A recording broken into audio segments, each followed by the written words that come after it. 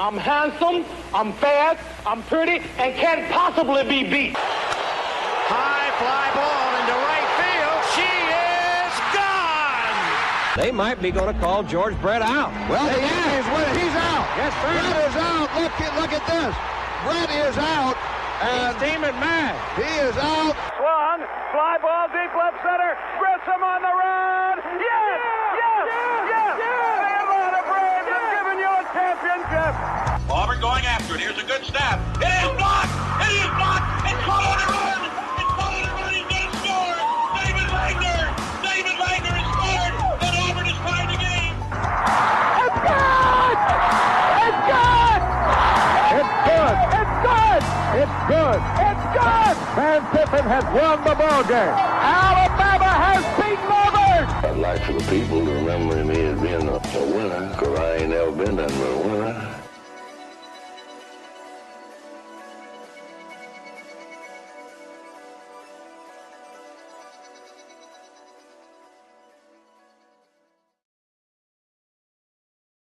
Hello and welcome into the Total Chad Sports Podcast. It is me, Chad Wathney, Coach Grizz, whatever you want to call me.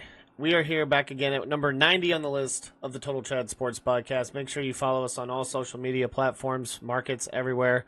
On the TikTok, the Twitter, the YouTube, the Facebooks, the Instagram straight flexing, all the straight places, all those places out there on the social medias.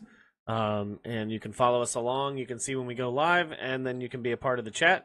And you can always get to recap and experience any part of the podcast you want. We are rocking and rolling. We're getting ready for the NFL draft, and then also recapping a lot of baseball going on. Because pretty much all we have is spring football. We've got a lot of stuff. Got the NBA playoffs. We got the NHL playoffs. We got baseball. We got minor league baseball. We got soccer. And we pretty much have everything going on. So we're here. We got Oblivion to play. I mean, we got to play it. We got to talk about that. We got to talk about how literally it's on the Xbox Game Pass and you should just play it right now. And it's just an absolutely great game. It still was a great game. We just needed it. We just needed it just like we need Skyrim every now and then. We just need to play a game like that. We need to play Fallout every now and then. It's just one of those types of games. It's kind of like just sitting there and watching a history documentary, you know? Like all the times that I sit here and I promote History Marsh and sit here and just watch History Marsh on YouTube all the time and just go down a rabbit hole of watching just all these different battles. It's like going back and just playing old games. It's great to sit here and be able to do that. But it's also great to be able to sit here and do a podcast and just have a good time and involve everyone that's out in the chat to be a part of it as well. And just to continue to enjoy something that I like to do in my spare time. I know I can go late sometimes, and I appreciate everyone that's a part of the chat and everyone that's just a part of the fam and being able to like and subscribe. And being able to just follow the podcast or just watch the podcast after today, tomorrow, yesterday, whatever. I just greatly appreciate that. And we just need to keep going. We were on here on number 90, so we need to get to number 100. And thank everybody for being here as always. And continuing to and fuel the fire for this podcast and continue to do some great things and just to continue to talk sports because it's a lot of fun. I don't know everything. But I know I enjoy doing this. I'm very passionate about this, and we'll just keep doing great. So let's keep going. Of course, you had 2 day games that I care about, obviously. Yeah, the Braves today, 4-1 winner over the Cardinals. The Bryce Elder slander. I'm just going to tell you right now, the Bryce Elder slander needs to stop. All right? Gave you 6 innings of 1 earned run ball. He had 3 walks and 2 Ks.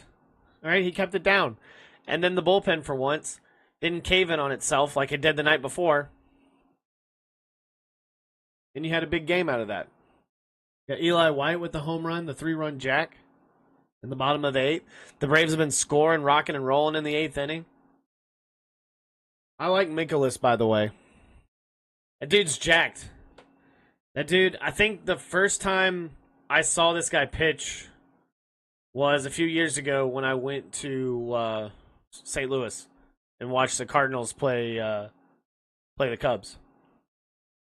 And he was the starting pitcher for the Cardinals. And he was a rookie. He's a really good pitcher. I mean, he was going in the sixth, pitching real well until it was like a big. I think that's like once they made a pitching change, it was over for St. Louis. They can do really well with their starting pitching. It's getting into their relievers. That's when it's a little shaky for them. That Michaelis kid, he's really good, and it was a good win. And I said it on an earlier podcast. All the Braves have to do: sweep the Twins, get 2 out of 3 out of the Cardinals, get 2 out of 3 out of a pretty good Diamondbacks team. I like how they said that, like, I think it was like a couple games ago, they were like, some announcer said like the red hot Cardinals, they're 10-15.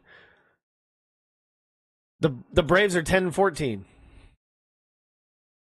Tell me how they're red hot. The Braves are 5-1 at home. They took 2 out of 3, and they got the sweep from the Twins at home. Now, go on the road, beat the Diamondbacks 2 out of 3, sweep the Colorado Rockies, who are supposed to be the worst team in baseball.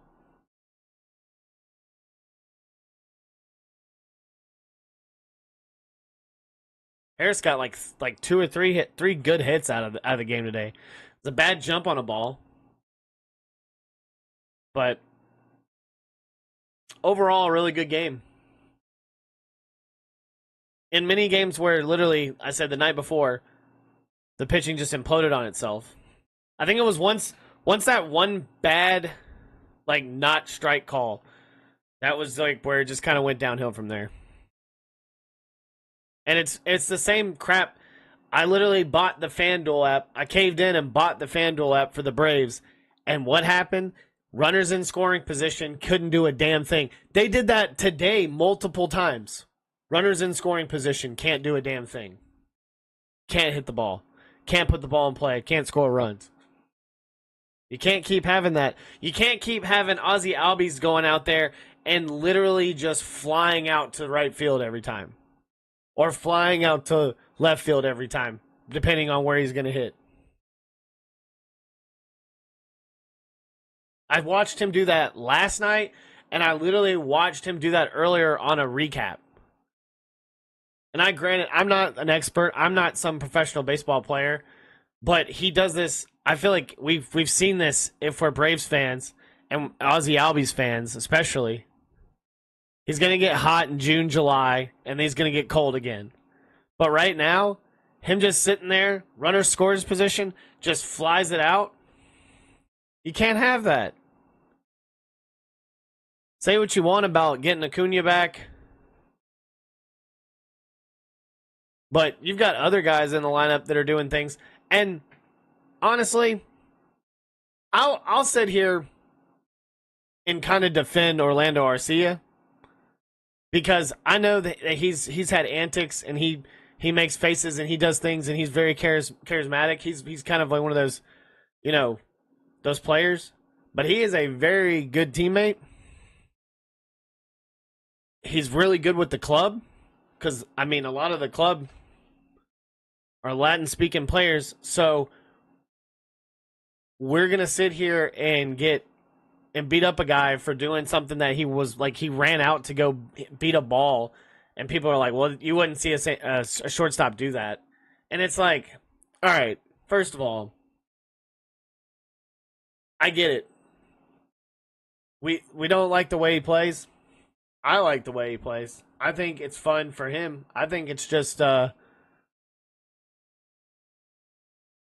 it's hard to kind of not put him out there and play, because he plays really good defense. It's like Andrelton Simmons. It's like Rafael Furcal. It's like they can't hit for shit, but they have great defense.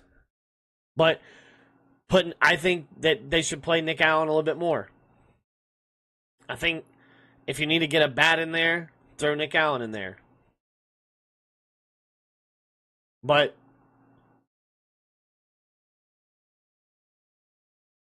I was going to get on and really just I wasn't even going to waste my time because it's already an old subject. But the fact that the media just sat there and kept bringing up the Ronald Acuna tweet and talking about how,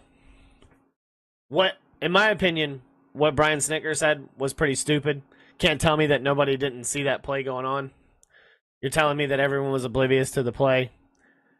He already said something. He hashed it out. Two different situations, too, by the way.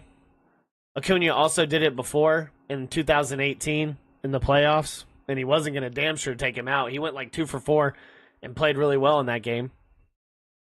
So, like, we're not going to sit here and say that, like, because it happened multiple times. He's done it to other players.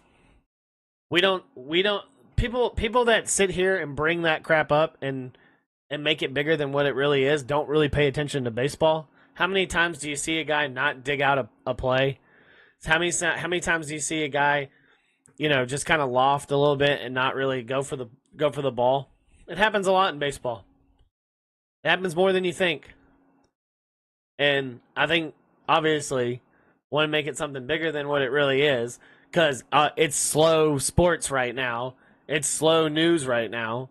So let's make up a story or let's make it bigger than it really is. Yeah, it's pretty stupid.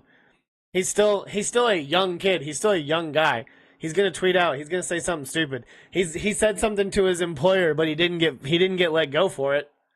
So, I mean, he literally just vented out his frustration, and we're in a new age of where even if you do that if you're a millionaire, celebrity, pro athlete, whatever, little guy, whoever, you all have different consequences.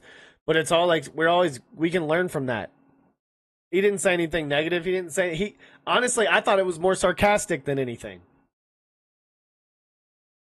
Because if he goes crazy and plays really well and bat flips and does all these types of things, he's a terrible player.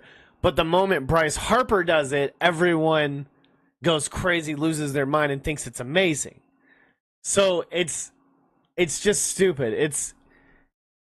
We've had these types of situations in the past, and we make it bigger than what it really is, and it really wasn't that big a deal. And the situation was hashed, and everything's been handled, I feel like. And I just think that obviously when he comes back, there's going to be people are going to say things about it. It's going to be talked about, blah, blah, blah. But I feel like it's going to be like a 24-hour news cycle, where it's just nobody's going to care after that. Everyone's going to be like, what? Really? No, we don't care. We don't care about it. It's like, don't even worry about it. We don't even have to worry about it. Let's see here. Let's look at the standings as of today. Because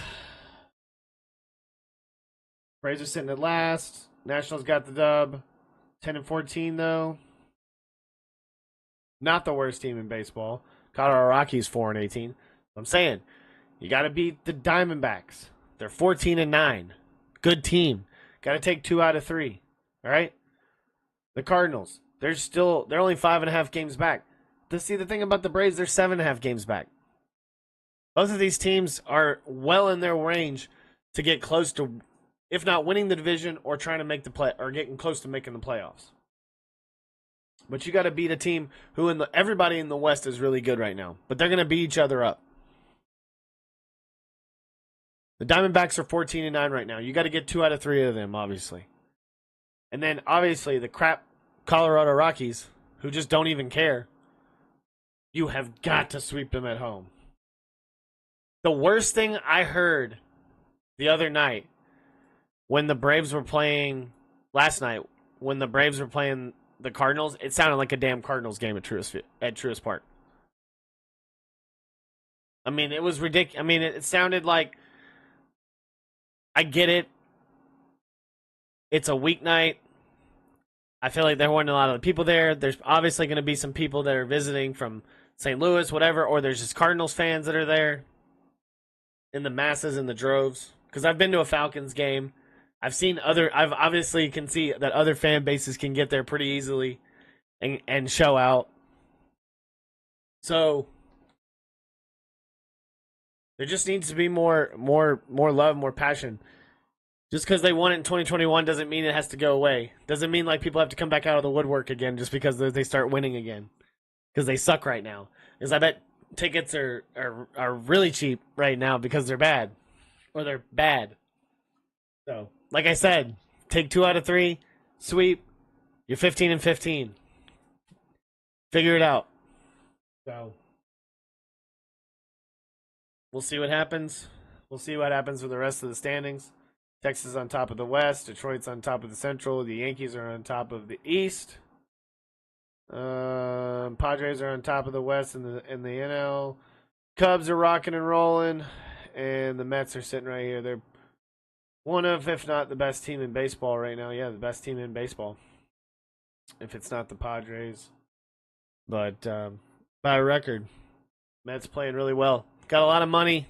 Got a lot of money at key positions, and it's maybe it's starting to finally pay off. If their pitching on the back end can stay good and can stay healthy the entire season, then they've got a really good shot. Seems like the East is pretty competitive, but it's still like you never know. The Marlins are right there, 1 game. Nationals. The Cardinals, the thing is about the Cardinals, they still have a good chance of probably making some impact in the Central, but I feel like they're still like their lineup's got to figure it out.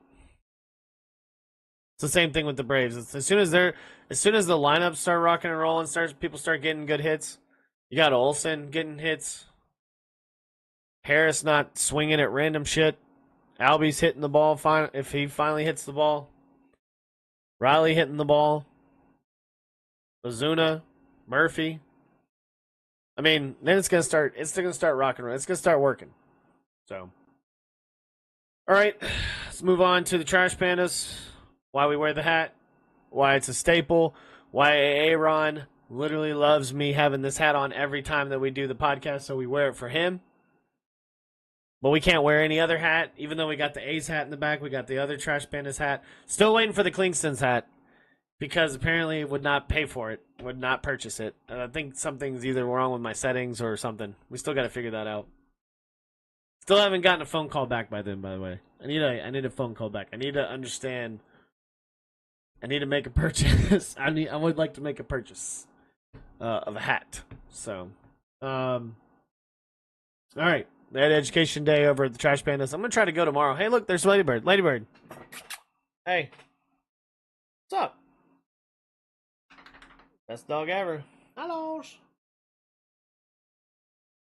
Here. She's like, leave me alone. Let me lay down. Appreciate you. You're the best. Thanks. Education Day.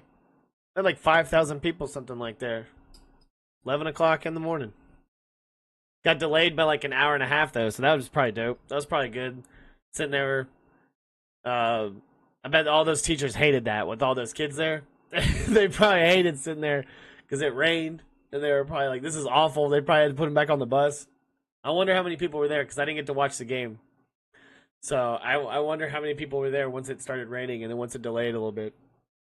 So once they did started playing, my boy, Tucker Flint, home run in the 5th, started it off 1-0 Rocket City. Then Birmingham came back. I love the Barons. I got to see a Barons game sometime. I really got to see one time. 1-1. Gets a single, pops it out. Then in the bottom of the 7th, Nelson Rada hit a sac fly. He gets a run in. Cole Fontenelle, he walks, draws a walk. And Caleb Ketchup, who they called up, only played like 3 games with the Trash Pandas last year. He scores. Sam Brown walks, draws a walk. Christian Moore scores. Sonny DeShera hits a sac fly to center field, and Trash Pandas are up 5-1, and kind of just keep it pretty consistent. Same thing with the Braves. Really good outing by the starting pitching, supported by a really good bullpen, and ended up getting the dub. So it was a really good day because only won 1 game last week against the Biscuits, which I said You got to beat some. You got to beat some of these teams in the proverbial South.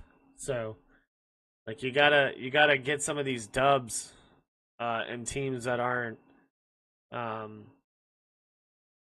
your division. So it's gonna be pretty. It's gonna be. Thing is like people sit here and complain about how they're not getting wins, and it's like a lot of these guys are just getting straight up called up. Like, eventually, you're not going to see Nelson Rada. You're not going to see Guzman. You may not see Fontenelle, Sam Brown, Tucker Flint. Like, all these names are going to go in, like, or get called up halfway through this season. Like, I didn't think Kyron Paris would have gotten called up as quick as he did. And then when he did get called up, he flourished. Now, he's probably kind of fallen off a little bit, but he doesn't bat I think he bats like 7th. So he bats kind of like far in the lineup. So it's like, we'll see what happens. They called him up, playing real well. He's going to play really good defense. I know that. But it's the hitting. And I thought that was what his issue was last year. I didn't think that, like, it was really going to, like, I don't know how, if not, how much better he was going to get. So you're going to look at a lot of players that are on this roster right now. What up, dude? What up? What up, my main? Dirty Birds. That's my guy. He's ready for Mike Green. He's ready for that Mike Green pick.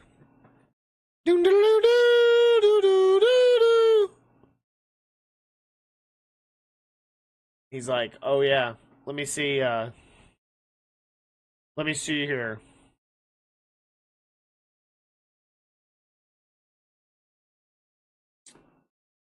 Why do the Falcons always have to finish with like just an absolute like trash middle of the road or right under middle of the road record and always get like the 8th to 15th pick that's just dog shit?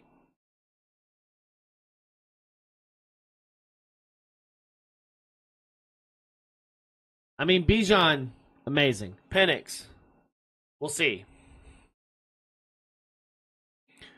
But it's like every time that they try to get middle of the road, especially I was big on Tack McKinley, by the way. I liked him. Vic Beasley, same thing. Drank the Kool-Aid. It's been poopy since then. Last year, one of the worst teams sack-wise, pressure rate, 28.1%, something like that. 31 sacks last year. Got to find an edge rush. A lot of Walter Nolan on the mock draft. A lot of Mike Green on the mock draft. A lot of Will Johnson from Michigan on the mock draft. I was hyped for Keanu Neal.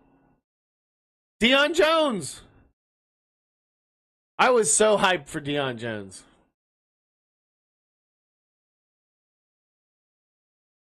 How about Austin Hooper? Remember that guy? Scores a touchdown in the Super Bowl. Doesn't do a damn thing the next year.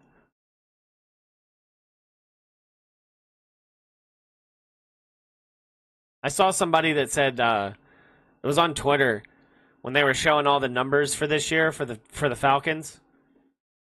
And like a lot of people were like confused by Kyle Pitts. Like obviously I have a Kyle Pitts jersey. It doesn't say Pitts Senior.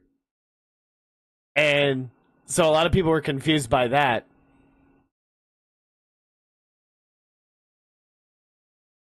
One guy was like, I forgot that we signed Leonard Floyd. So that's amazing. So that's just great.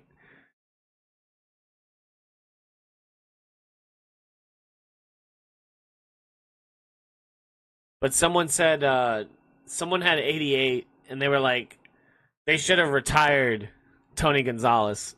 They should have retired number 88. They shouldn't even have that anymore. Have that as a number anymore for the Falcons.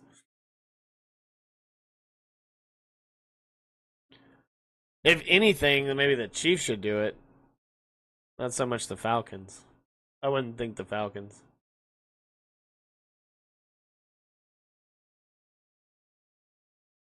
Man, I mean, thing is I saw the little tweet. It was like 2 days till the draft, and it was Matt Ryan videos or whatever. It was from the Falcons. And I was like, dude, I was hyped when that happened. I was absolutely hooked. And then it was like over a decade of just pissed offness at Matt Ryan. If it wasn't the defense, it was just cursing Matt Ryan's name. And I would run and defend him.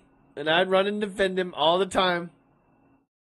And then I'd flop on my face.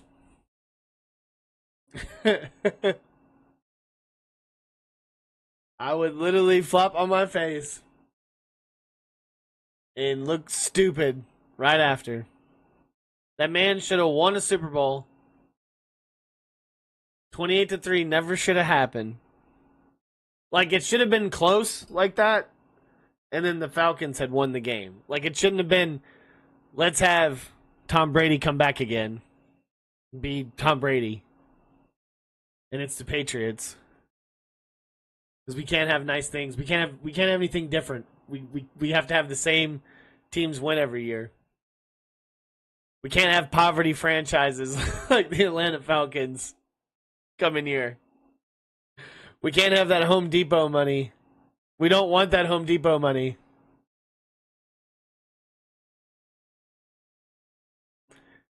It's like they felt bad for the Eagles because they haven't won.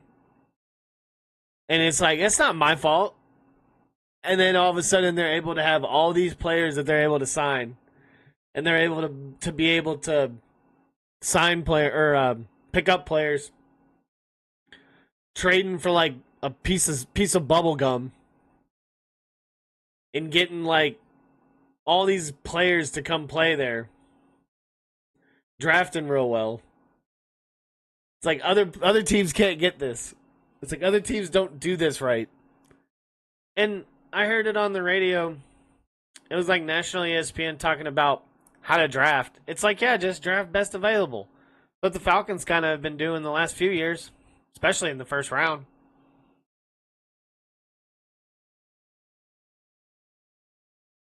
Kyle Pitts might be here or there. But with the additions that the Falcons have made and the trades and everything like that, I want to see a big draft pickup in the first round, whether it is Nolan, whether it is Mike Green, whoever. The guy from Boston College. A lot of like crazy different types of picks. A lot of different mock draft picks. Which in itself it's a mock draft, but I haven't talked to you could sit here, I could have my little brother, I could just put my little brother on the podcast. My little brother would sit here and talk to you all day about how he's ready for Mike Green to be drafted. Who do you think, Dirty Birds? Because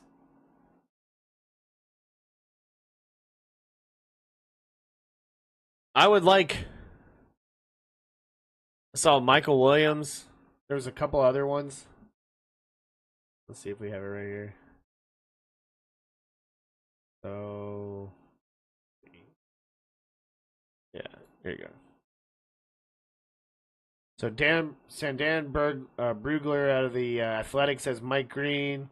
Pete Prisco as CBS says Walter Nolan. Ryan Wilson says CBS Sports Walter Nolan.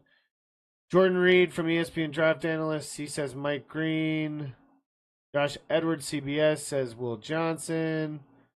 Tori McElhaney, she's for the Falcons, so she says Donovan Yuzuraku, an edge out of Boston College. Nick Imanwari, safety from South Carolina. That's from Chris Trapasso from CBS. Danny Heffett says Jalen Walker. See, like, I've seen Jalen Walker. Someone said Jahad Campbell on here. I mean, some of these linebackers, if they can play edge linebacker, wouldn't be terrible. Like, obviously, Mike Green's got a lot of upside. But I said Tyler Booker. You need another lineman. You got Matthews getting old. Need a replacement. I said Tyler Booker. But I feel like he's already going to be gone. Somebody's going to need some linemen. My thing is, like, why not? And I get it. They're not going to draft. They even said, going to sit here and talk to all these defensive players. Not even going to talk anybody offensively. They still could make a big pick. Or later, a pick on the offensive side. I could see them picking up either a wide receiver or a running back late.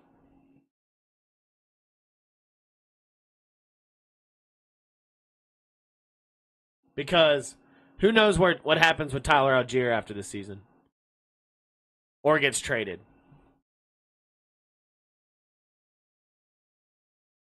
That's the thing about that. Because you got Jason McClellan, who could be coming to his own. You got Bijan. You're going to need to re-sign him.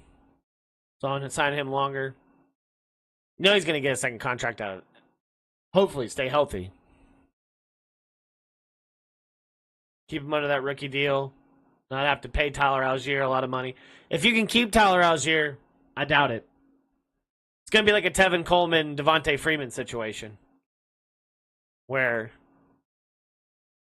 you're going to have to try to pay him. Or you're going to have to see if he's going to go somewhere else and get paid. You think James Pierce?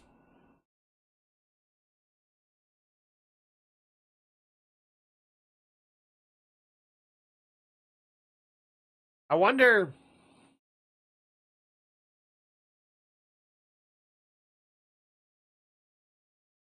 where he will get drafted. The Green Bay Packers are a target for him. There's a risky 2025 draft gamble by BDM Sports.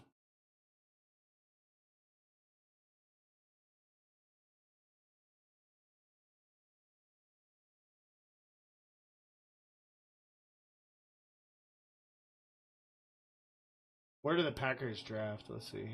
The number 23 pick. So this website is saying that he could be a pick for the Packers, and the Packers are the 23rd pick, and it's saying that it's like a risky pick.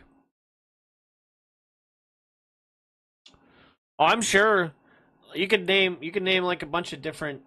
Just name any kind of edge rusher, linebacker, edge / linebacker, or straight defensive line, like defensive end. Matt Miller from ESPN, he's a draft analyst. He says Jahad Campbell. Daniel Jeremiah from NFL Media Analyst, he says Will Johnson from Michigan. And there's a lot of Mike Green. Everyone's saying a lot of Mike Green. I've only seen like two. Michael Williams, an edge from Georgia. Jahad Campbell from Alabama. And then what did I say?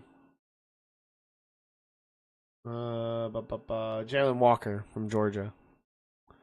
Yeah. The thing is, it's like, even though that's like draft best available, but it's like draft somebody that like is really going to make some noise. Like, I get it. I drank the Kool-Aid with Tack McKinley. He went freaking crazy. Say he's going to do stuff for his grandmother. All those types of things got me hyped up. I was hyped up. But just did not do a damn thing. And then he drafted Arnold Ebiketie in the second round later. And like he's on like his like fourth or fifth deal now. I think it's his fourth deal. Or fourth year on his deal. And he kind of came in late into his own this year or last year. But he just hasn't been quite what you need. Braylon Trice is going to come back.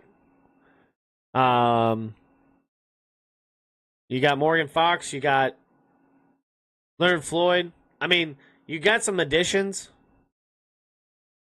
But like I said, when the Falcons were pretty good in 2016, you know, when they made that run to the Super Bowl and then flopped on their face, they had a really, really good depth. They had a really, really, really good depth at defensive line, bolstered by veterans, young players behind them, and we're playing really well, especially with depth, especially with being able to play different guys. And so, keep doing that. And I feel like that's what they've done. They've re-signed guys. They draft guys. So, like you said, it's either gonna be an edge or a cornerback. Those are gonna be the two highly tout positions that they're gonna be looking for in the draft. And then you'll just go from there. And then you'll just fill in the blank. They go defensive line, they'll probably go cornerback. They go cornerback, they'll go defensive line. Then they'll go probably another defensive player. And then they'll probably go... I've seen a wide receiver and a running back, but I couldn't see back-to-back offensive players to finish it out. I feel like that you're just going to find the best available. You got to move Kirk, obviously. He did he will practice, he's there, but if it's an issue, yeah. But I don't think he's going to make it an issue. You know what I mean? The media is probably going to drive it more. It's like, how long are you going to keep this guy, blah, blah, blah. But I don't think it's like something where like he's gonna be a jerk. He's gonna be a dick. Like, there's gonna be like times where Michael Penix is gonna struggle, and they're gonna be like, "Oh, are they gonna bring in Kirk Cousins?" And then like, what if they do? Like, because like we can't have another Arthur Smith situation. Like, we can't sit here and be like, oh, we're gonna take this guy out, but then we're gonna play this guy again. Then we're gonna play him for like 4 months, or like no 4 months, 4 weeks, and then go right back to the other guy, and then say we're not gonna start this guy, or we're gonna start this guy the rest of the season, and then not do that. And then we have Felipe Franks back, so there's a really good chance where we could see Felipe Franks line up at quarterback this year. I'm excited about that situation. I'm sure you are as well. If I see Felipe Franks line up in the quarterback position this year, it better be to block for Michael Penix or Bijan Robinson out of the Wildcat. Like, he better be just like standing to the left of the line, of the left of the snapper, and it's a direct snap and he's blocking. Oh, you've heard of him. You've heard of him. He's him. He's Felipe Franks, okay?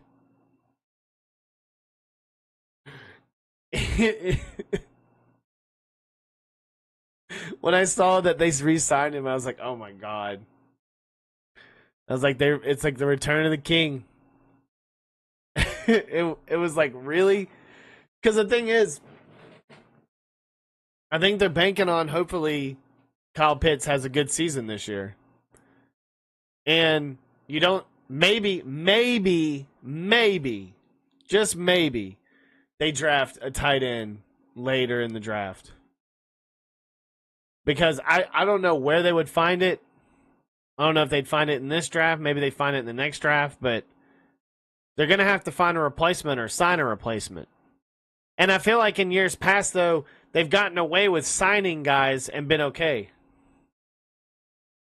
So if they do get rid of Kyle Pitts, it'd be nice to see who they could possibly, like, if they go a direction of signing a guy.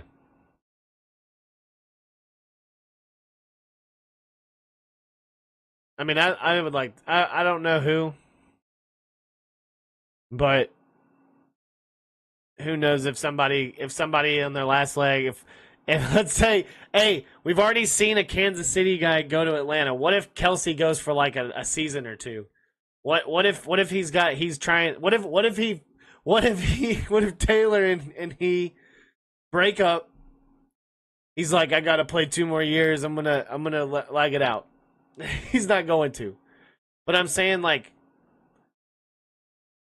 what happens if Mark Andrews, somebody,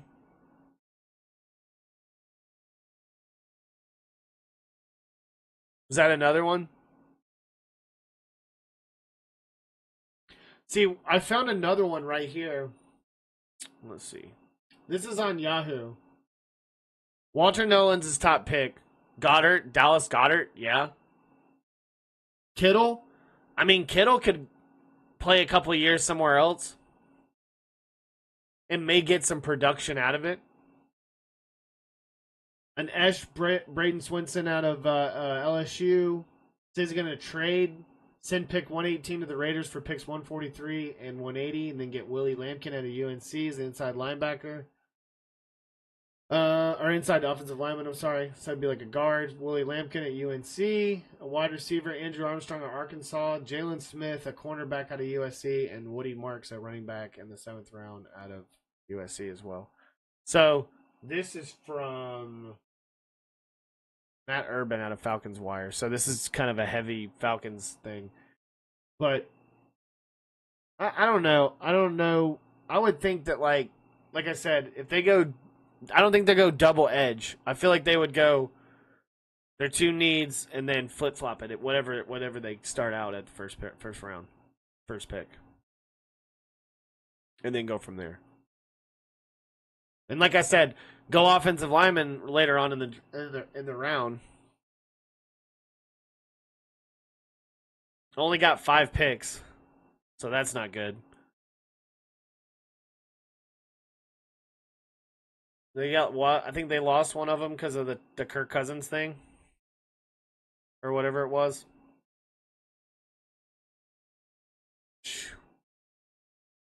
And I wonder what they're gonna do. Like, I wonder what they're gonna have at quarterback. It's like the Seahawks. Everyone talking about Jalen Milroe.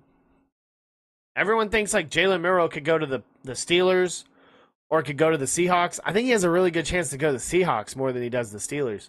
And the thing is if let's say Aaron Rodgers, he has to sit behind Aaron Rodgers. I don't know if that's the best thing for him. Because I don't need that scrutiny and that headache and all those problems and everything else like that. Because he's already being praised by Alabama fans for being gone from Alabama and not signing for another year. But I said this, and they brought it up on the next round, where talking about a lot of upside out of Jalen Milroe, where he could probably go, maybe get drafted in the first round. Anthony Richardson got drafted in the first round, very high. Somebody was really high when they drafted him. If he has a chance to get drafted that high and has all that upside and has all that talent, Jalen Milroe has all that talent. Doesn't matter if he can't make guys miss. Doesn't matter if he can't throw the ball. Doesn't matter because he's athletic as hell. Look at Lamar Jackson. Lamar Jackson, he's a running back at quarterback. What do they say about Jalen Milroe? He's a running back at quarterback. He'll figure it out. He'll get an offensive coordinator that'll get him going. He's got to sit for a little bit, and then he'll figure it out. Be a real good chance. And whoever drafts him, they're all going to make him look like idiots. But then who knows, in like a couple of years, all of a sudden he starts figuring it out. There were a lot of people shitting on Jalen Hurts and thought Jalen Hurts wasn't a very good quarterback, and he's won the Super Bowl. He looked pretty damn good. He's looked pretty damn good since being in the NFL. People thought he was kaputs last year. The man won a Super Bowl, and he's a pretty damn good quarterback. So, not everyone's an expert that may talk about the team or may that they can make mistakes sometimes. Because I guarantee you, a few years ago, we probably wouldn't have thought that Jalen Hurts is better than Tua Tagovailoa in the NFL right now. So, just saying. Just saying. We probably would have thought Mac Jones would have been better than the other two. The D won the Super Bowl. Okay. First of all, they don't have a good quarterback all year. They ain't making the Super Bowl. And you score a lot of points. That's to do with the offense. That's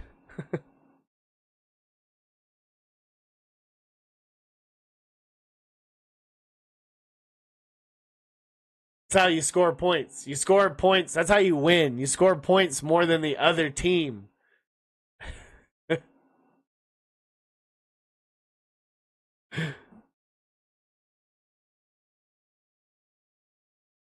Make sure you join the Discord. Be a part of the Discord, or join the or like and subscribe on YouTube, or like us and follow us on Twitch. You can be a part of the chat, just like Dirty Birds, my friend here, is doing right now. You can ask us any questions that's going on. Are you watching the NBA playoffs? Are you watching the NHL playoffs? I don't care anymore because the Hawks are out of it. The Celtics are up 2-0 on the Magic. The Heat are down 2-0 to the Cavs.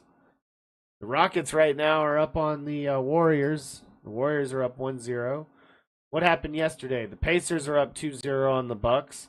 The Thunder are up 2-0 on the Grizz. And the Lakers are at 1-1 with the Wolves out of getting blown out in that first game.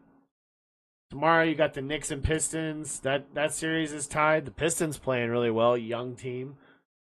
Playing with friggin' some tenacity. Just playing old school basketball, and I like it.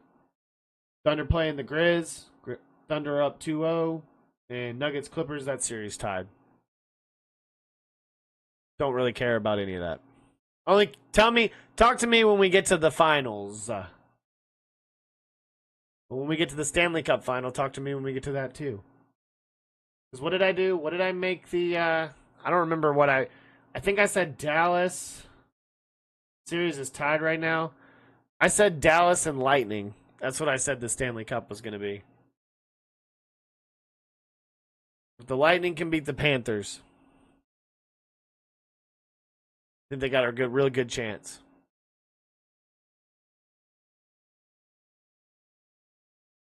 Go Falcons. Exactly. We don't care about that hockey. As they say in that hockey, let's do that hockey. We don't care about hockey. It's over. It's over. It's not over. We still got the playoffs. We still have the Stanley Cup playoffs. And we still have the NBA playoffs. We still have all those things that are going on right now. We still have like a lot of sports. We have the UFL. Are you watching any spring football? Are you a big Birmingham Stallions fan because they're good? Because really, like, no one really cares. Because, like, you can sit there and show the game on TV, but don't ever. I don't know why they should just have like a backdrop for the end zone, because nobody ever sits there, so it doesn't look like anyone's even at the game. I mean, no one's at the game. No one's there. Because no one really cares. So at the end of the day, it's like, well, we don't care. It's literally the UFL. Who's winning that right now? Let's see, the UFL. They have it on ESPN. Birmingham's 3-1 in the USFL. Michigan's 3-1. They're playing really good. They're 91-65. They got point differential of plus 26. Renegades are 3-1. DC Defenders are 3-1. Let's see. They're gonna have the championship game in St. Louis. Nobody's gonna be there from either team because nobody cares. Let's see what we got on the schedule for this weekend. We got the Showboats and the Stallions at 7 o'clock on Fox. Wish I could go to that game, but I'm going to the Grissom Hoover game. Former head coach of the Grissom Tigers. He's coming back. Coach Mosley's coming back, and it's going to be a lot of fun. Got a doubleheader on Friday, and then they've got a possible third game on Saturday, depending on if they split it. Michigan Panthers are playing the St. Louis Battlehawks on Saturday, so the lone game is on Friday, then the lone game on Saturday, then you got the doubleheader on Sunday. All of those games except for the Friday game are on ESPN. Friday game's on Fox. I need to catch a Stallions game. It's not that far away, and I just kind of need to go to it. I feel like I would have a really good chance to watch at least some good football. Go down there and get away for a weekend. I'm trying to get to a Braves game. I got to get to a Braves game either. Got to wait till May, obviously, but trying to go. If not, if you're at the Trash Pandas game tomorrow, I'm going to be there tomorrow. I'm going to try to go Sunday as well. So make sure you follow us on Twitter. Coach Grizzle on YouTube, at Guasney Chad. Didn't talk about the Hall of Fame game. Got the Hall of Fame game July 31st in Canton, Ohio, between the Lions and the Chargers. So that'll be a lot of fun. Of course, Havoc, amazing as usual. From sold out season to over $270,000 raised for charities. Just has didn't have the best season they wanted. Top of the charts. Played real well throughout the regular season, but kind of fell off right there at the start of the playoffs. So, of course, earlier, the boys got the dub. A lot of people at Education Day. Didn't talk about the big 5-0 win for the Huntsville City FC. It was dog night. The Greater Humane Society was honored. So please, speaking of the Greater Humane Society, make sure that you help out your Greater Humane Society, whether it is with donations, volunteering, fostering, all these types of things.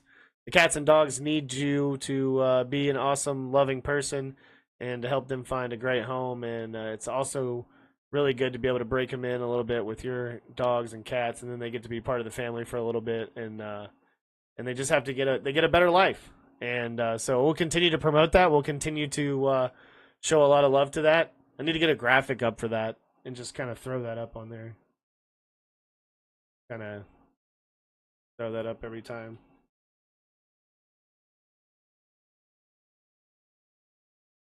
I know they got this. So,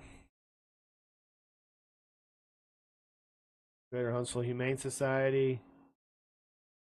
They got the Cat Haven. They got the pictures of all the adoptees. You can sign up and you can meet all the dogs. They got dogs, they got cats, they got rabbits. I really want a cat. I really want a cat. The dogs are pretty cool. They got young and old. You can get an awesome dog like this one back here, who's just Miss Lazy Bones, Ladybird. Yep. She's living the good life, you know what I mean? So make sure that you can help in any way. Try to do that. Try to be a good person. That's all we try to do. So let's move on to On This Day in History, and let's get out of here because we got to go to bed. So thank you again, obviously, for helping us out with the Total Chat Sports Podcast number 90 again. But yeah, let's get rocking and rolling with On This Day in History.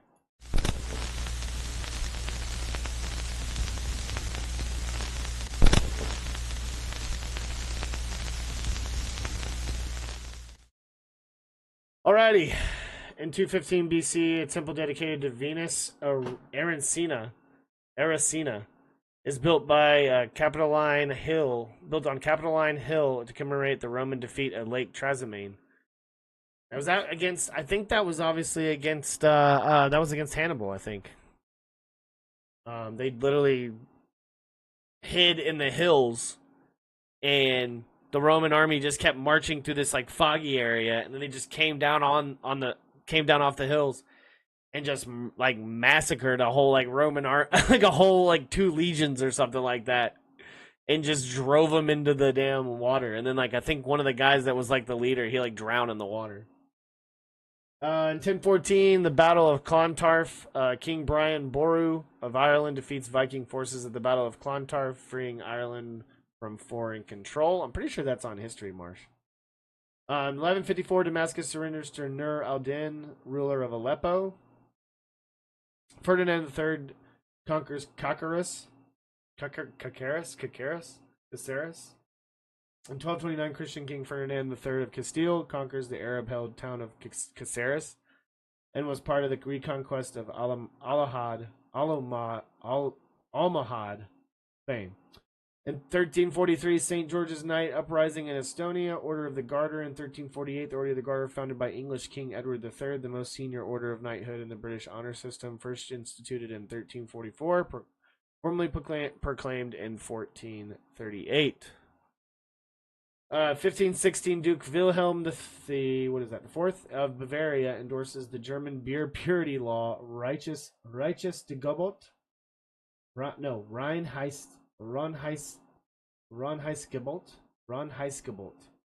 and adds to the standards to the sale of beer in Bavaria, ensuring beer is only brewed from 3 ingredients: water, barley, and hops. In 1521, the Battle of Villalar, Battle of Villalar. Spanish King Charles I defeats the Cumaneros rebels and captures 3 of their leaders, who are executed for the following day. El Escorial cornerstone laid. In 1563, cornerstone laid at El Escorial, new Spanish royal palace commissioned by Philippe II. By architect Juan Baptista de Toledo. The Merry Wives of Windsor in 1597. William Shakespeare's The Merry Wives of Windsor is first performed with Queen Elizabeth I of England in attendance. That's pretty dope.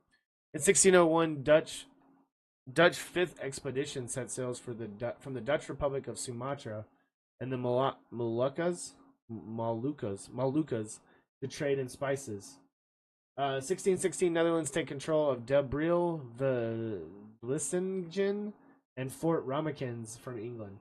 In 1625, Count of Nassau-Dietz, Ernst Casimir I is appointed Stadtholder of Groningen and Drenthe. Stadtholder Frederick Henry. In 1625, Prince Frederick Henry is appointed Stadtholder of Holland, Zeeland, Utrecht, Gouders, and Orsel. Oldest U.S. public institution, the Boston Latin School, is founded in 1635. Coronation of Charles II in 1661. He's crowned at Westminster Abbey. Coronation of Anne Stewart in 1702. The Westminster Abbey. Queen Anne is crowned. Tender Husband in 1705. Richard Steele's play Tender Husband performs in London.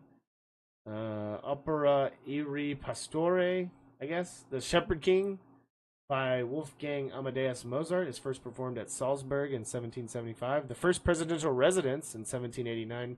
President-elect George Washington moves into Franklin House, New York. First official residence of a U.S. president. English steamship Great Western crosses the Atlantic docks in New York City, and that's in 1838. Dostoevsky arrested. Russian writer Fyodor Dostoevsky. The members of the Petrashevsky Circle are arrested in St. Petersburg in 1849. Arkansas troops seize. In 1860, Democratic Convention in Charleston, South Carolina, divided over slavery. In 1861, Arkansas troops seize Fort Smith on the Arkansas River. Lee takes command in 1861. Robert E. Lee is named commander of the Virginia Confederate Forces in the U.S. Civil War. Channel Tunnel turned down in 1867. Queen Victoria and Napoleon III turned down plans for a channel tunnel.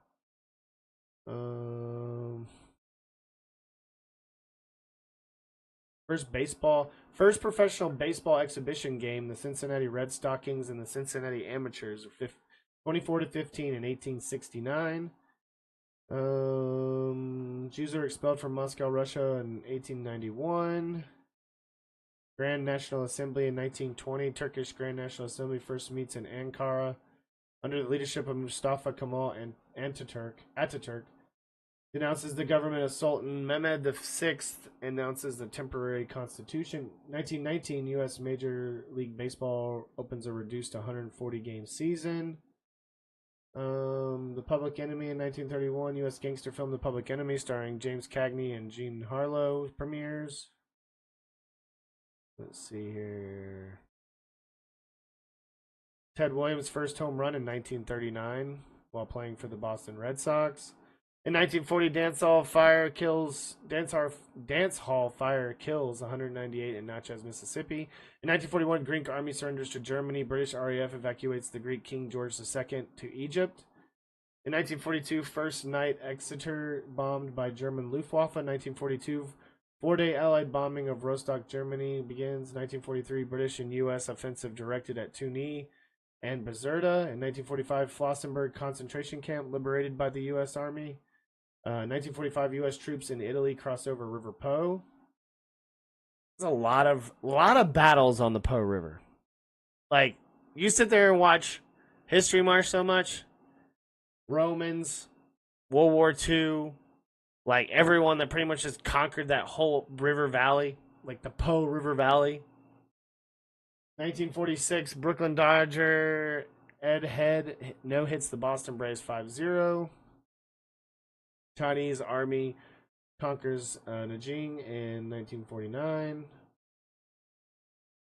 See here, let's go through a little bit more. Hammerin' Hank Aaron hits his first of 755 home runs in 1954.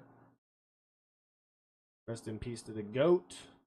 Apollo 16 astronauts explore the moon's surface in 1972. No Man's Land, 1975, Harold Pinner's play No Man's Land premieres in London. Let's see here. We're going to kind of breeze through a lot of these. 1989, Kareem Abdul-Jabbar scores 10 points in his last game as a Laker in a 121-117 win over the Seattle Supersonics at the LA Forum. Wine cellar drops $500,000 bottle of wine. In 1989, wine merchant William Sokolin breaks a bottle of 1787 Chateau Margaux, possibly belonging to Thomas Jefferson, worth $500,000 at the Four Seasons restaurant in New York. Let's see here.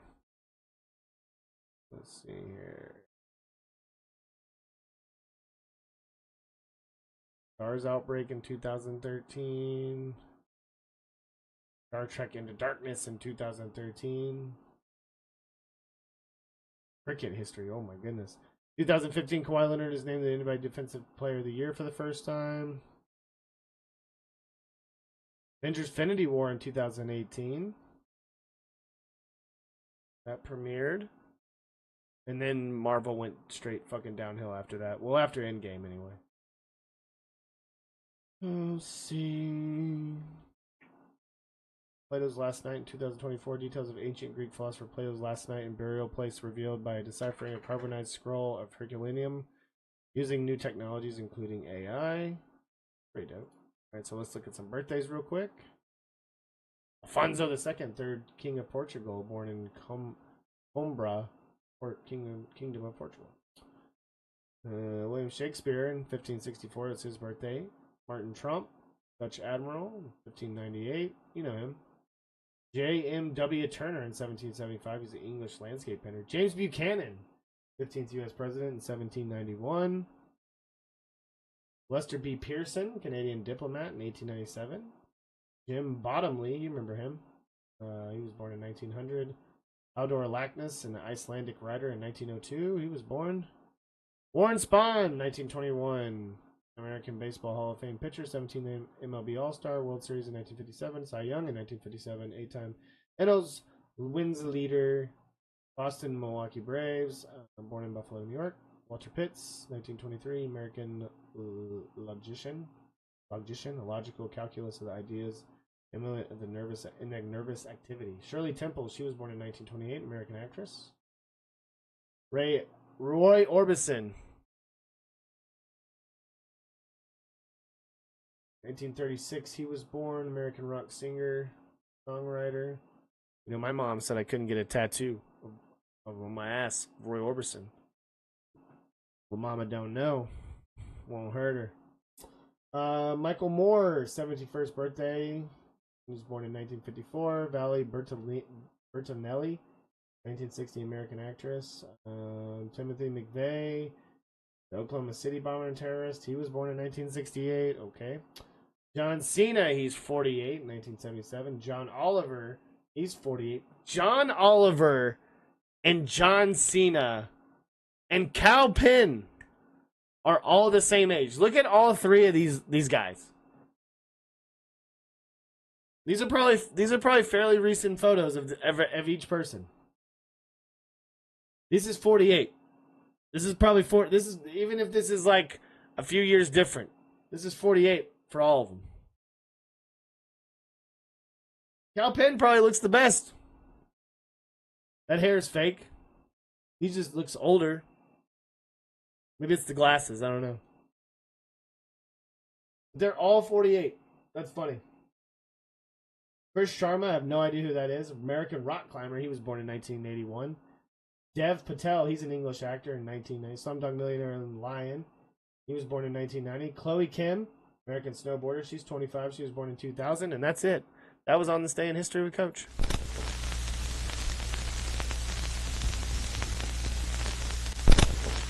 All right. Thank you so much, everybody. We're going to get out of here.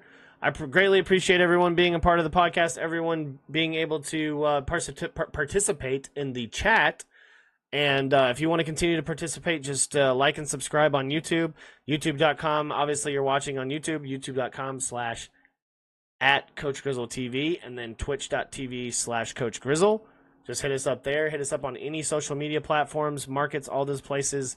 TikTok, Instagram, Straight Flexin', Twitter, Facebooks, all them places you can hit us up at Guathny Chad Guathny, whatever, Coach Grizzle, all those types. You'll find me over there, all of there. Get all your Braves, get all your Trash Panda, get all your local content from me right here on the Total Chat Sports Podcast. It was number 90 we did today. Thank you so much. We're trying to do 10 more. Get to number 100. Start rocking and rolling. Start doing what we said we were going to do, and continue to be great. And we're only great because of the chat. And so, like I said, we greatly appreciate everyone participating and talking and being a part of it. And we'll see you probably after the NFL draft happens, and then we'll get our recap. May actually do a live recap depending on what's going on. So stay on social media. Hit us up there. We'll try to find some good clips from today. We'll try to post them on social media. If not, we'll try to do some stuff too where I give some maybe couple like 5-minute excerpts or something like that. So thank you again. Everyone have a good rest of your night. I'm out. I'll see you later. Peace.